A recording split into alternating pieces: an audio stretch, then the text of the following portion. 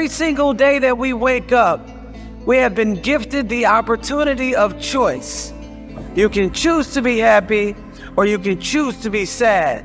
I don't care what your situation is. You should never allow your situation to define who you are as a person. The outside is the physical manifestation of what goes on inside the brain. Things do not just happen. No one just rear-ends your car. You don't just become broke. Broke is a mindset. Things don't just happen. Your pocketbook is not just below balance or on zero. You're not just overweight, just by chance you're just overweight. Things don't just happen. Your words can trip you. What you say can cause you to stumble. It can keep you from your potential. You're not snared by what you think. Negative thoughts come to us all. When you speak them out, you give them life. That's when they become a reality. When you say, I'll never get back in shape, it becomes more difficult. You just made it harder. When you say, I never get any good breaks, that stops the favor that was ordained for you. If you say, I'm not that talented, I don't have a good personality, that is setting the limits for your life. That is calling in mediocrity. So the recognition that negative thinking and unhappy states actually do nothing to change anything. If anything, they make it worse. So if there's enough awareness and you can suddenly look at that, and then you can ask yourself from the deeper perspective of awareness, do I want to continue to think these thoughts? Is that helpful or good? Do I really want that? Ask yourself, what is my limiting step? What is the one factor that determines the speed at which I achieve my goal, or whether I achieve it at all? Once you've answered this question, you can move on to making a plan for how to accomplish your goals by eliminating this limiting factor. Your ability to identify your limiting step is one of the best demonstrations of your intelligence, and your capacity to eliminate this limiting step is one of the best demonstrations of your overall competence in achieving anything you want. It's our thoughts that are manifesting this world. Now you could say that's a spiritual thing, and now I say not only is it spiritual, now it is fundamental basic science of the universe. And it says then the thoughts are creative.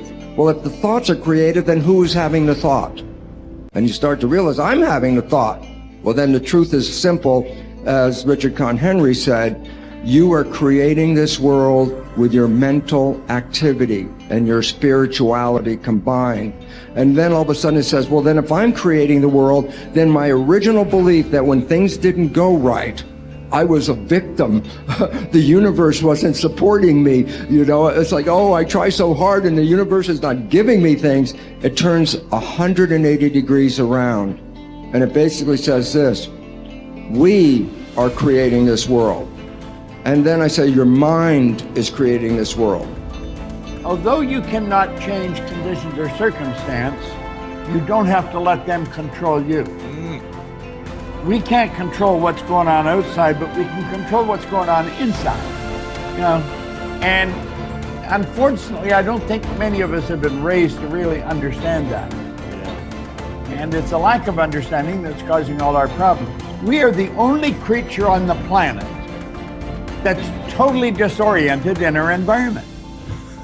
All the little squirrels, the birds, all the animals are completely at home in their environment. They blend in. You and I are totally disoriented in our environment. We've been given the mental faculties to create our own environment. However, we go right through school and we've never learned that. We have higher faculties, and the average person has no knowledge of how to operate with them, how to develop them. We have perception, the will, reason, imagination, memory, and intuition. Now, those mental faculties, they're not just words, they're actually mental faculties that we can use to take control over our world and to create the environment that we want. But unfortunately, we grow up, we don't know that. We've been raised to live through by what we see, hear, smell, taste, and touch. Our physical senses. And we've been raised to be controlled by what's going on outside. As little kids, will you listen to what I'm telling you? Will you look at this? You know, and so it's all outside. We get our report card, and that tells us what kind of student we are. But it really tells us where our mind was at for a few minutes 3 weeks ago.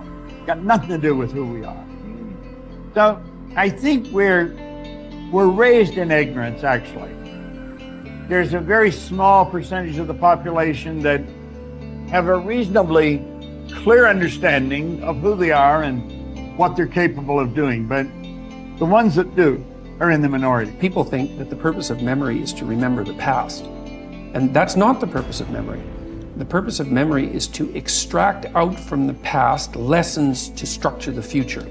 And that's the purpose of personal memory. And so you're done with a memory when you've extracted out the information that you can use to guide yourself properly in the future. So if you have a traumatic memory, for example, that's really obsessing you, if you analyze that memory to the point where you figured out how you put yourself at risk and you can determine how you might avoid that in the future, then the emotion associated with that goes away. So memory has a very pragmatic function. And cultural memory is the same thing, is that we need to extract out stories from our past that structure our future. And we need that because, well, first of all, if you don't have a purpose, let's say, it isn't that your life becomes neutral in a meaningless sense. It's that your life becomes characterized by unbearable suffering, because the baseline condition of life is something like unbearable suffering. And what you have to set against that is a noble and worthwhile purpose. And hopefully your determination of that purpose is buttressed to some degree by the wisdom of the past, because you can't conjure something like that up on your own. And if you provide people with nobility of purpose, then they can tolerate the suffering of existence without becoming entirely corrupted by it. And cultures that don't do that, it isn't even so much that they die, it's that cultures that don't do that are dead. They're done. They don't have a story anymore. They don't have a call to adventure. And then everyone suffers stupidly as a consequence. It's a very bad thing. So Churchill made the same observation that many of the great psychologists and philosophers made in the early part of the 20th century. It's like, bring the story forward and propagate it and make it the most noble possible story. And then you motivate people to transcend themselves, which they need to do. So yes, he's exactly right in his diagnosis. In order for us to become abundant, we have to overcome the old personality. And that's 95% of who we are, right? Yes. So then, the side effect of the beginning of this process is a lot of discomfort. It is a lot of discomfort because you're stepping outside the known into the unknown, and now you can't predict. It's scary. No, It's you'd fearful. rather hold on to your lack. The pain, the and suffering. Rather tell the story of that. At least it makes you feel something that's familiar. Mm-hmm. When you step outside and you're saying, I'm not going to complain about money any longer. I'm not going to complain about I don't have any. I'm not going to judge other people who do. I'm not going to say I can. I'm not worthy. It's never going to work. All those things got to go. I'm not going to feel lack. I'm not going to feel unworthy. I'm not going to feel separation. I'm not going to feel resentment. These are the things that are keeping my reality the same. Now it's no longer about abundance, about who you become. Mm-hmm. The most successful people are long-term thinkers. They look into the future as far as they can to determine the kind of people they want to become and the goals they want to achieve. They then come back to the present and determine the things that they will have to do or not do to achieve their desired futures. This practice of long-term thinking applies to work, career, marriage, relationships, money, and personal conduct. Successful people make sure that everything they do in the short term is consistent with where they want to end up in the long term. They practice self-discipline at all times. You see this willingness to sacrifice in people who spend many hours and even years preparing, studying, and upgrading their skills to make themselves more valuable so that they can have a better life in the future rather than spending most of their time socializing and having fun in the present. Your ability to think, plan, and work hard in the short term and to discipline yourself to do what is right and necessary before you do what is fun and easy is the key to creating a wonderful future for yourself. Your ability to think long term is a developed skill. As you get better at it, you become more able to predict with increasing accuracy. what is likely to happen to you in the future as the result of your actions in the present.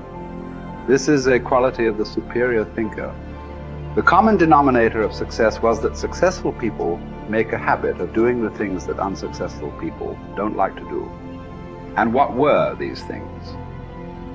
It turned out that the things that successful people don't like to do are the same things that failures don't like to do either.